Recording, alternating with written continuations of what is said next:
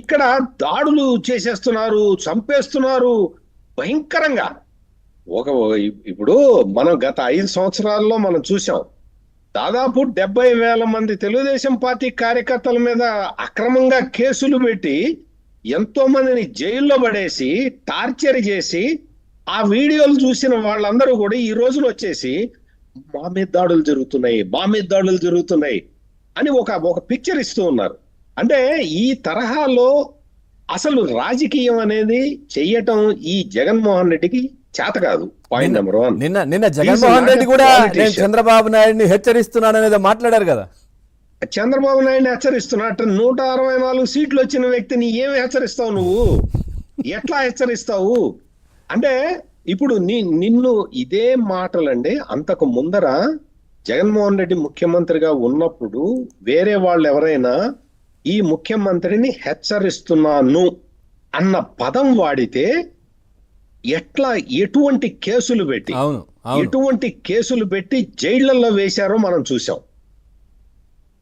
అసలు ఆ మాట అంటే ముఖ్యమంత్రిని ఎవరు కూడా అనకూడదు అని వీళ్ళందరూ వచ్చి సోషల్ మీడియాలో కాదు, మెయిన్ మీడియాలో కూడా, వాళ్ళ సాక్షి మీడియాలో కూడా అసలు విపరీతంగా చెప్పారు ముఖ్యమంత్రిని అవమానిస్తారా అని. మరి జగన్మోహన్ రెడ్డి గత 20 రోజులుగా చేస్తున్నదేంటి? 164 సీట్లతోటి గెలిచిన ముఖ్యమంత్రిని ఒక ఎంత ఏహే భావంతో మాట్లాడుతున్నాడు, ఎంత అసహ్యంగా మాట్లాడుతున్నాడు. అసలు మొత్తం కూడా దాడులు చేస్తారా, మా ఆస్తులు తగలబెడతారా అని ఒక నటన.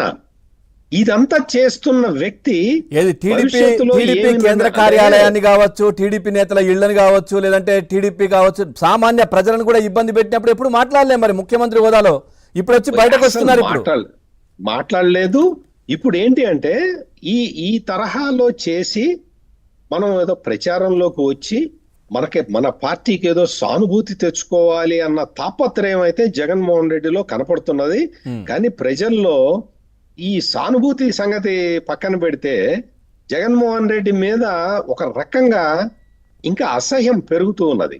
ఈ 11 సీట్లు కూడా ఎందుకు ఇచ్చావురా దేవుడా అన్న ఆలోచనలోకి ప్రజలు వచ్చే విధంగా ఈయన ప్రవర్తిస్తూ ఉన్నాడు. ఒక్కసారి చెప్పిన మాట ఇంకొకసారి చెప్పడు. ఇప్పుడు వచ్చి చెప్పాలి కదా, నేను మాట తప్పను, మడమ తిప్పను, రాజశేఖర రెడ్డి కొడుకుని అని చెప్పాలి కదా. మరి ఆ మాట ఎక్కడ మాట్లాడాల? ఎందుకు తప్పారు కదా, మాటలన్నీ తప్పారు కదా సార్, మద్యపాన నిషేధం. అందుకనే ఆయనకి మొహం చెల్లట్లేదు. ఇప్పుడు ఎందుకు ఓడిపోయామనే విశ్లేషణ చేసుకునే పరిస్థితే లేదు. విశాఖపట్నంలో నిన్న మీటింగ్ జరిగింది, వైఎస్ఆర్ కాంగ్రెస్ పార్టీ వాళ్ళ మీటింగ్. ఆ మీటింగ్ లో మొత్తం మా దగ్గర డబ్బులు తీసుకొని మా డబ్బులన్నీ కూడా మధ్యలో నాయకులు కొట్టేశారు, అందుకని మేము ఓడిపోయామని చెప్పి వాళ్ళు చెప్తూ ఉన్నారు. అవును, ఎవరు తీసుకున్నారు?